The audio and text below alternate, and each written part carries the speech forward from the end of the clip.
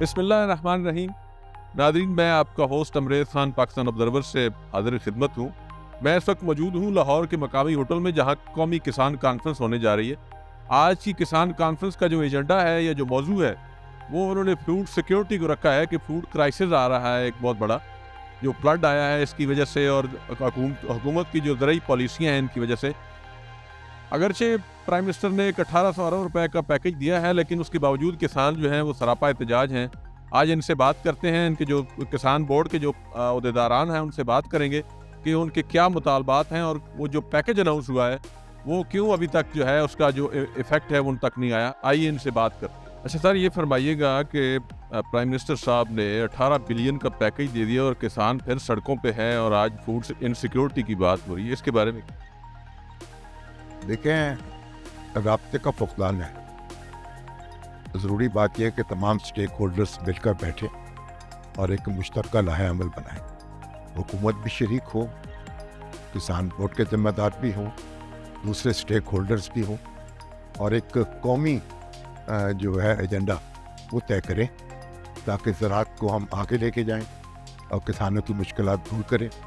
ये एक बड़े यानी तेज़ रफ्तारी के साथ ज़राअत से हम नताइज हासिल कर सकते हैं और पाकिस्तान को आगे लेके जा सकते हैं, और इस तरफ सबसे पहली तवज्जो जो है इस तरफ होनी चाहिए।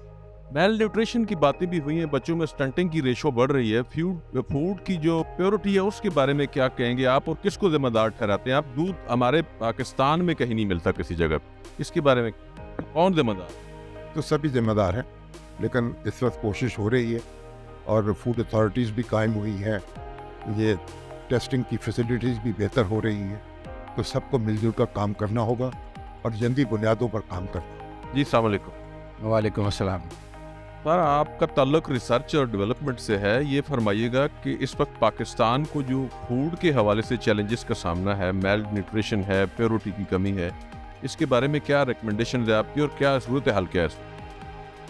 देखिए, इस पे मजमूई एक कौमी पॉलिसी की ज़रूरत है, ताकि रिसर्च और डेवलपमेंट में ज़्यादा से ज़्यादा गवर्नमेंट जो इन्वेस्टमेंट करे। इस वक्त हमारा जो कौमी सतह पे जो स्पेंड है रिसर्च एंड डेवलपमेंट में, वो दुनिया के लिहाज से तो कंपेरेबल नहीं है, लेकिन खैर एशिया के ममालिक के मुकाबले में भी बहुत ही कम है। तो अगर हमने ज़राअत में तरक्की करनी है तो हमें रिसर्च एंड डेवलपमेंट में इन्वेस्ट करना पड़ेगा। नई टेक्नोलॉजीज़ को यहाँ वैलिडेट करने के बाद काश्तकार को इंट्रोड्यूस करना पड़ेगा, ताकि हमारी जो फ़ी एकड़ औसत पैदावार में इजाफा हो। जब औसत पैदावार में इजाफा होगा तो ना सिर्फ किसान की जो फार्मिंग है वो प्रॉफिटेबल होगी, बल्कि जो कौमी पैदावार बढ़ेगी वो हमारी फूड सिक्योरिटी को भी इंश्योर करेगी। तो इस चीज़ की मैं समझता हूँ कि बदरजा आतम ज़रूरत है, जो कि गवर्नमेंट को भी फोकस करने की ज़रूरत है और सारे स्टेक होल्डर्स को। फूड की प्रोडक्शन बढ़ाना तो सर अपनी जगह एक अलग फैक्टर है। मैं समझता हूँ जितनी फूड मौजूद है उसमें प्योरिटी और उसकी न्यूट्रिशनली उसको साउंड करने के लिए क्या इस वक्त चैलेंजेस हैं और उसके लिए क्या करना है? देखें, इस वक्त हमारे डुअल चैलेंजेस हैं, आपने बिल्कुल सही बात की है। एक तरफ ग़िज़ाई किल्लत है और दूसरी तरफ जो खुराक हम पैदा कर रहे हैं वो न्यूट्रिशन रिच नहीं है। और न्यूट्रिशन रिच ना होने की वजह क्या है कि कुछ तो आगाही नहीं है हमारे फार्मर्स की सतह पे, और कहीं पे आगाही अगर है भी तो उनके पास इतने वसाइल नहीं है कि वो अपनी क्रॉप को सही तरह से नरिश कर सकें। मिसाल के तौर पे हमारी जो यंगर जनरेशन है उनमें जिंक की कमी है, और हमारी 40% जो 5 साल तक के बच्चे हैं वो स्टंटेड हैं, सिर्फ इसी वजह से कि उनमें जिंक और आयरन की कमी है। और जिंक की कमी हम कैसे पूरी कर सकते हैं? अगर हम अपनी फसलों को जिंक दें, हमारे गंदम के दाने जो पैदा हों वो जिंक से भरपूर हों, जो जानवरों को चारा खिलाएं उसमें जिंक हो, ताकि दूध के अंदर भी एक जिंक की मिकदार हो जो कि हमारी कौम को सेहतमंद करे, तवाना करे और बीमारियों से भी महफूज रखे। तो इस तरह से एक तो जो खुराक की कमी है वो भी पूरी होगी, और दूसरी तरफ जो खुराक हम दे रहे होंगे अपनी पॉपुलेशन को, नस्ल को, वो ग़िज़ाइयत से भरपूर होगी और सेहतमंद मुआशरा जन्म लेगा। न्यूट्रिशनिस्ट कहते हैं कि एक गिलास दूध में 18 न्यूट्रिएंट्स मौजूद होते हैं, जबकि ह्यूमन बॉडी को डेली 22 न्यूट्रिएंट्स चाहिए होते हैं।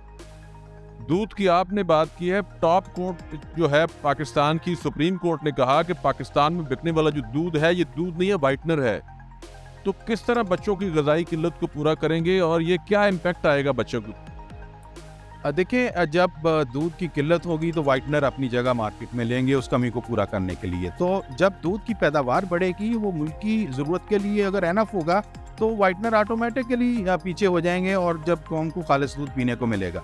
तो ज़ाहिर है दूध एक मुकम्मल ग़िज़ा भी है। इसके साथ ही साथ फिर बाकी जो फल हैं, सब्जियां हैं, वो भी हमें ज़राअत से मिलने हैं, और वो अगर पेस्टिसाइड के रेजिड्यू से पाक हैं, अच्छे अंदाज में उगाए गए हैं, न्यूट्रिशियस हैं, ग़िज़ाइयत से भरपूर हैं, तो सही तौर पे वो बच्चों की, इंसानों की नशो-नुमा कर सकते हैं और उनकी सेहत इससे बहाल होगी। फूड के हवाले से हुकूमती कोशिशों से आप मुतमिन? देखिए, मैं समझता हूँ कि ऑल्दो हमारी गवर्नमेंट अपने वसाइल में रहते हुए काम कर रही है, लेकिन जो पॉलिसी का तयन है वो सही सिमत में शायद नहीं है। उस पर स्टेक होल्डर्स को मिल बैठने की ज़रूरत है, ताकि जो भी हम रुपया खर्च कर रहे हैं अपनी ज़राअत पे सही डायरेक्शन में, सही अंदाज में करें, ताकि भरपूर अंदाज में हम अपनी आउटपुट ले सकें। इस वक्त हमारी जो पर एकड़ जो प्रोडक्टिविटी है वह लो है, वाटर यूज़ एफिशिएंसी लो है। वसाइल अल्लाह ने हमें दिए हैं, हमें ज़मीन दी है, हमें पानी दिया है, हमें मेहनती किसान दिया है, तो हम क्यों नहीं मिल के अपने वसाइल को सही डायरेक्शन में सेट करके अच्छी पैदावार ले सकते हैं? बिल्कुल ले सकते हैं, सिर्फ थोड़ी तवज्जो और फोकस की ज़रूरत है। हमारे साथ मौजूद हैं हंसा खाकवानी, एग्रीकल्चर साइंटिस्ट हैं। इनसे पूछते हैं कि आज की कॉन्फ्रेंस के हवाले से इनके क्या तासुरात हैं। जी अस्सलाम वालेकुम। जी, बहुत ज़बरदस्त इनिशिएटिव लिया है किसान बोर्ड ने। इस किस्म की कॉन्फ्रेंसेस होंगी तो हमारी जो प्रॉब्लम्स हैं आइडेंटिफाई होंगी और हम उन पे ना कोई आगे वर्कआउट प्लान बना सकेंगे। अब आप ये देखें कि हमारी प्रायोरिटी एरियाज़ क्या हैं, वो हमने कैसे आइडेंटिफाई करना है, कैसे हम लोगों ने उसको सब कुछ करना है। वो सिर्फ तभी होंगे कि जब हम लोग इकट्ठे मिलके एक ही छत के नीचे बैठ के कोई हम लोग प्लानिंग करेंगे या कुछ करेंगे। इसके अलावा यहाँ पे देखा गया है कि किसान जो है ना, उसकी फीलिंग्स बहुत ज़्यादा मुतासिर हुई हैं करंट सिचुएशन की वजह से। पर देखिए, अगर किसान खुशहाल नहीं है तो हमारी मुल्क की जो है कोई भी चीज़ खुशहाली नहीं आ सकती, हमारे मुल्क में फूड सिक्योरिटी नहीं आ सकती। और नेक्स्ट 30 ईयर के विजन में हमें इस चीज़ को शामिल करना चाहिए। अगर हम फूड सिक्योरिटी में या अपने नेशनल किसी भी चीज़ में देते हैं तो हमें किसान की सारी बातों को प्रायोरिटी देनी। किसान का लियन होने चाहिए हमारे गवर्नमेंट के इंस्टीट्यूट्स के साथ। उसको गवर्नमेंट के इंस्टीट्यूट को पता हो कि जी ये इसकी क्या प्रॉब्लम है, जिस पे हमने रिसर्च वर्क करना है। और फिर उसके बाद गवर्नमेंट के इंस्टीट्यूट का लियन होना चाहिए हमारी जो है पॉलिसी मेकर्स के साथ, ताकि वो उनको ये बता सके कि हमें ये इन चीज़ों के लिए फंडिंग चाहिए, हमें ये वाले प्रोजेक्ट करने चाहिए, हमारे आगे प्रायोरिटी एरियाज़ क्या है, क्लाइमेट चेंज है और ये सब कुछ। तो फिर ही हमारा मुल्क जो है हम एक पेज पर आ सकते हैं और हम लोग जो है अपनी जो फूड सिक्योरिटी है वो इंश्योर कर सकते। मैडम, मौजूदा प्राइम मिनिस्टर ने 1800 अरब रुपए का पैकेज अनाउंस किया है फार्मर्स के लिए। आप किसानों की बेबसी और ज़बू हाली पे बात कर रही हैं, और क्या चाहिए उनको? 1800 अरब काफ़ी नहीं है किसानों? कि आप जब तक उनको पैसे देते रहें किसी भी इंसान को, लेकिन आप उसको अपने पाँव पे खड़ा ना करें, तो वो कैसे हो सकता है? अब आप ये देखिए, हमारा जो किसान है वो 90% से ज़्यादा जो है वो स्मॉल लैंड होल्डिंग्स हैं उनके पास ना, ठीक है। जो 10% है उनके पास ज़्यादा, लेकिन हम लोग उनके लिए क्या कर रहे हैं? उन किसानों के लिए हमें उनके लिए अपना सोचना चाहिए। उसके बाद आप ये देखिए, हमने अपनी रिसर्च में क्या दिया है, अपना जो GDP का कितने % हम लोग रिसर्च में दे रहे हैं, हम वो नेपाल और बांग्लादेश से भी कम दे रहे हैं। आप लोग अगर आप दूसरे की जो रिसर्च है वो उठा के अपने मुल्क में ले आएंगे तो ये काम नहीं चलने वाला। आपकी अपनी यहाँ का जो लोकल वेराइटीज़ हैं, लोकल चीज़ें हैं, उसको हमें प्रमोट करना पड़ेगा। अभी कॉन्फ्रेंस के स्पीकर ने इस पे भी बात की है कि जो हमारी खुराक पैदा हो रही है वो भी, उसमें भी न्यूट्रिएंट्स पूरे नहीं हैं। तो इसके हवाले से आपकी रिसर्च का भी कोई कंट्रीब्यूशन है? आप इस पे भी कोई काम कर रही हैं कि जो हमारी खुराक या ग्रेन जो पैदा हो रहा है वो न्यूट्रिशनली साउंड होना चाहिए? बिल्कुल जी, इसमें हम लोग ना बहुत ज़्यादा इसमें जो है वो रिसर्च वर्क हो रहा है। और ये क्योंकि हमारा प्रायोरिटी एरिया है कि ना जो चीज़ें जिस उसमें लैग कर रही हैं, हम लोग वो चाहते हैं उसमें हम एडिशन करें। थ्रू ब्रीडिंग करनी है हम लोगों ने, थ्रू डिफरेंट जो है बायोटेक्नोलॉजी करनी है, ये जो चीज़ें भी। लेकिन जब तक हम जो है बेसिक नेसेसिटीज़ अपने किसान की वो पूरी नहीं करेंगे, इन सब चीज़ों का मेरे ख्याल में कोई इतना ज़्यादा इम्पैक्ट नहीं आना। इम्पैक्ट जो आना है जब तक आपका किसान जो है वो उसको जो उसकी ज़रूरतें हैं, बेसिक नेसेसिटीज़ हैं। अब आप देखिए, अगर कॉटन का एरिया है उसमें आप लोग ना शुगर केन को प्रमोट करेंगे, ठीक है, या आपने अगर गंदम का जो है वो आप बारानी एरिया में उसे ग्रो करेंगे, हमारे रिसर्च में जो वैरायटीज़ हैं वो 60 मन तक जाती हैं, ठीक है। हमारे जो प्रोडक्टिव फार्मर है वो बड़ी ज़बरदस्त वो यील्ड ले रहा है, लेकिन जो हमारा किसान है वो हमारी जो कंट्री है उसकी एवरेज यील्ड इतनी क्यों कम है? उसको आप आइडेंटिफाई करें ना, देखिए क्यों एवरेज यील्ड, वैरायटीज़ का तो पोटेंशियल है, लेकिन कहाँ पे कोई क्या चीज़ लैग कर रही है? कुछ सीड का इशू तो नहीं है? सीड पे बहुत रिसर्च हो रही है बाहर के ममालिक में। एग्जैक्टली मैं इसी सीड की तरफ ही आ रही थी। सबसे ज़्यादा जो हमें जो थ्रेट है वो है सीड माफिया से, ठीक है। जो हमारा जो है बीज, अगर वो ही किसान को सही नहीं मिलता, ठीक है, वैरायटी तब दौड़ेगी एक गाड़ी की तरह है। देखिए उसमें फ्यूल चाहिए, उसमें एक अच्छी सड़क चाहिए, गवर्नमेंट की पॉलिसी चाहिए, सारी चीज़ें, लेकिन अगर गाड़ी है किसान को आप ख़राब दे रहे हैं, वो बेचारा अपनी डेस्टिनेशन तक कैसे पहुंचेगा? वो जाता है, वो सीड लेके जाता है, आगे देखता है तो उसकी जर्मिनेशन ही पूरी नहीं हुई है, उसका टाइम भी निकल गया, उसकी मनी भी निकल गई। तो इसीलिए इस चीज़ पे सबसे ज़्यादा चेक एंड बैलेंस करना चाहिए। इसमें ना सिर्फ हमारे रिसर्चर का भी नुकसान है कि वो बेचारा इतनी रिसर्च करता है, और दूसरा हमारे किसान का भी नुकसान। सादिया इक़्तिदार साहब हमारे साथ मौजूद हैं, एग्रीकल्चर साइंटिस्ट हैं। इनसे बात करते हैं कि आज की कॉन्फ्रेंस के हवाले से उनके क्या ख्यालात हैं। आइए इनसे पूछते हैं। जी अस्सलाम वालेकुम। वालेकुम सलाम। ये यहाँ पे कौमी किसान कॉन्फ्रेंस अरेंज की गई है। मेरे ख्याल में ये एक बहुत अच्छा स्टेप है जिसमें पूरे पाकिस्तान से किसान और बाकी स्टेक होल्डर्स भी शामिल हुए हैं। सबसे अहम चीज़ जो मेरे ख्याल में है कि हम लोगों को अपने ही ऑन कुछ करना पड़ेगा, क्योंकि जैसे हमारी पॉलिटिकल सिचुएशन है और पूरी दुनिया में फूड सिक्योरिटीज़ इशू है, तो किसान जो हैं उन्हें ये खुद अवेयरनेस हो कि उन्होंने किस तरीके से अपना काम करना है। और इस किस्म के फोरम जो हैं उनकी किसानों की जो मुश्किलात को उजागर करने के लिए और इसको गवर्नमेंट तक पहुंचाने के लिए इनका बहुत बड़ा रोल है। रिसर्च का आपके ख्याल में कोई सीड के ऊपर कंट्रीब्यूशन होता है? दुनिया में बहुत रिसर्च हो रही है, हाइब्रिड किस्म के बीज आ रहे हैं, और बीज का क्या रोल है प्रोडक्शन को बेहतर करने में? जी बिल्कुल, रिसर्च का बहुत बड़ा रोल है और पाकिस्तान में भी रिसर्च ने बहुत काम किया है। जैसे कि आप जानते हैं कि जिस वक्त पाकिस्तान बना था, ज़मीन जितनी उस वक्त थी उतनी ही ज़मीन हमारे पास अब है, लेकिन उस वक्त की जो पॉपुलेशन है उसको भी इसी ज़मीन से फीड किया जा रहा था, और अब जो 22 करोड़ आवाम है उसको भी इसी ज़मीन से फीड किया जा रहा है। लेकिन जो हमारा सबसे बड़ा अलमिया ये है कि हमारे पास कोई प्रॉपर अदाद शुमार नहीं होते, जिसकी वजह से जिस वक्त हमारे पास ज़्यादा क्वांटिटी में हमारी प्रोड्यूस आती है उस वक्त वो सड़कों पर रुलती है, और जिस वक्त हमें ज़रूरत होती है उस वक्त हमें बाहर से इंपोर्ट करना पड़ती है। ये बहुत बड़ा हमारा डिलेमा है और इसको टैकल करने का बहुत ज़रूरत है कि हमारी गवर्नमेंट को पता हो किस वक्त उन्होंने क्या चीज़ इंपोर्ट करनी है, और इसके अलावा वैल्यू एडिशन हमारे फार्मर्स को सिखाई जाए कि जिस वक्त उनके पास उनकी प्रोड्यूस है वो अपनी प्रोड्यूस को किस तरह से सेव करें और उससे वैल्यू एडिड प्रोडक्ट्स बना के सेल किए जा सकते हैं, जिसकी जैसे कॉर्न की प्राइस कम है लेकिन कॉर्न से बने हुए जो प्रोडक्ट्स हैं उनकी प्राइस ज़्यादा है। जो प्रोडक्शन या जो ग्रेन हमारे पास मौजूद है उसके बारे में कहा जा रहा है कि इसमें न्यूट्रिएंट्स पूरे नहीं है, मेल न्यूट्रिशनिस्ट है। इसके बारे में आपकी रिसर्च क्या कहती है? इस पे बेहतरी आ रही है? देखिए, ये इसमें कोई शक नहीं है कि इसमें मेल न्यूट्रिशन का शिकार है, हमारी आवाम भी मेल न्यूट्रिशन का शिकार है। लेकिन देखिए, जब हमारे फार्मर के पास फर्टिलाइज़र, बेसिक यूरिया और डीएपी खरीदने के लिए पैसे नहीं है, तो वो कैसे जो दूसरे माइक्रो न्यूट्रेंट है उसकी तरफ तवज्जो कर सकता है। ऐसे ही जैसे अगर हमारे पास रोटी खरीदने के लिए पैसे नहीं है तो हम मल्टी वाइटामिन्स में तो पैसे नहीं लगाएंगे ना। तो हमें अपने फार्मर को एनरिच करने की ज़रूरत है, और अब हमें ज़्यादा दूर यूरोप का मॉडल ना हम फॉलो करें, हम अपना ब्रदर जिसको हम दुश्मन समझते हैं उनका मॉडल ही फॉलो कर लें, तो हमारे किसान की जो नागुफ्ता बे हालत है वो बेहतर हो सकती है। जी, मेरे साथ इस वक्त मौजूद है शौकत अली चद्दड़ साहब, ये किसान बोर्ड के प्रेसिडेंट हैं।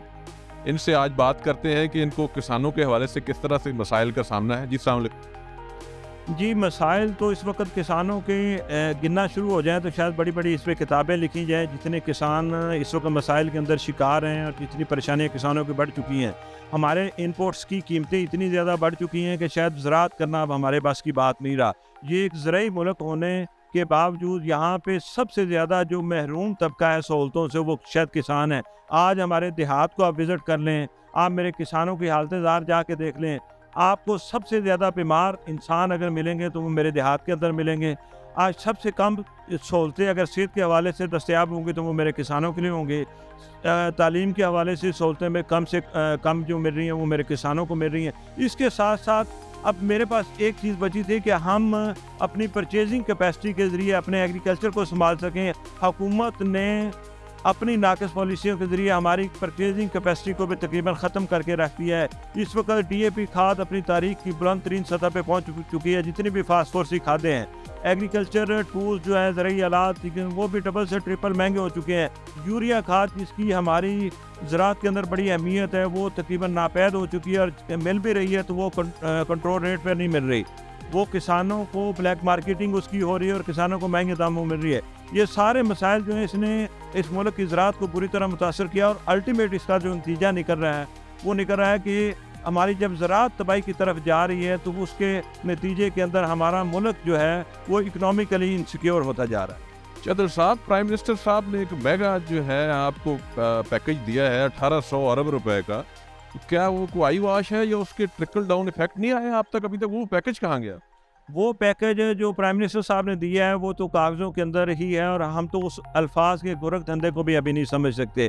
हम उस पैकेज को हकीकी पैकेज मानते हैं जिसका इम्पैक्ट फार्मिंग कम्युनिटी के अंदर आए और जिसका किसानों को बराह रास्त फ़ायदा हो। ये 1800 अरब रुपए का जो प्राइम मिनिस्टर ऑफ पाकिस्तान ने पैकेज अनाउंस किया है, इसका किसानों को कोई फ़ायदा नहीं। और यहाँ पे मैं एक और बात भी वाज़ेह करता चलूँ, हमारी बदकिस्मती है कि इस सूबे को एक ऐसा वज़ीर आला मिला जिसका दावा तो हमेशा से ये रहा है कि मैं किसान का बेटा और किसानों की वेलफेयर का सोचता हूँ, लेकिन इस दफ़ा हमारी गंदम की काश्त के अंदर और हमारे गन्ने के क्रशिंग सीज़न के अंदर जो जुल्म हमारे इस वज़ीर आला पंजाब ने किसानों के साथ किया, वो जुल्म ना सिर्फ किसानों के साथ हुआ बल्कि मैं ये समझता हूँ क्योंकि उस नाक़िस हिकमत अमली की वजह से हमारा जो मुल्क है ये गंदम के हवाले से इनसिक्योर हो गया।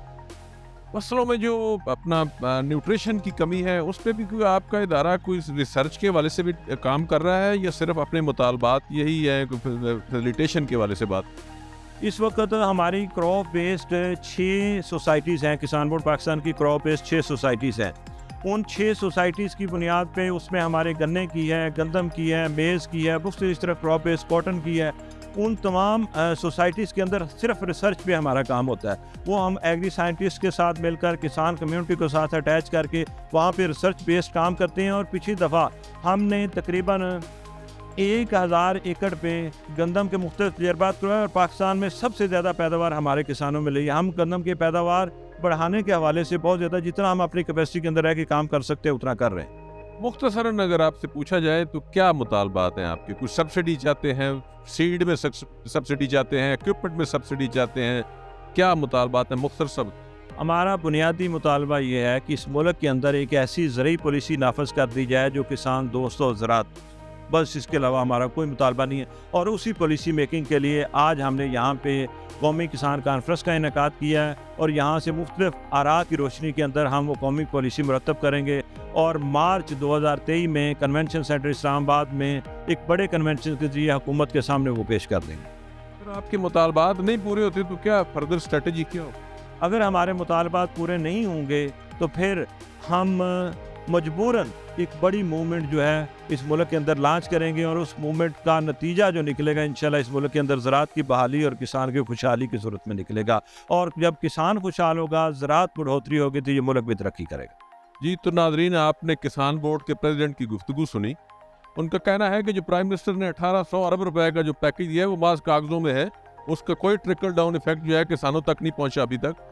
और उनका ख्याल है कि जब तक यहाँ पे एक प्रो फार्मर जो है एक पॉलिसी नहीं दी जाएगी, ज़रूरी पॉलिसी नहीं दी जाएगी, किसान के हालात बेहतर नहीं हो सकते। और उनका ये भी कहना था, उन्होंने बड़े एतमाद से कहा कि अगर ये हमारे मुतालबात तस्लीम नहीं करेंगे तो फिर हम एक बड़ा जो है वो तहरीक शुरू करेंगे जो किसानों की खुशहाली तक रुकेगी नहीं। इसी के साथ मुझे अपने होस्ट अमरेज़ खान को इजाज़त दीजिए। नई वीडियो के साथ फिर हाजिर होंगे। अल्लाह।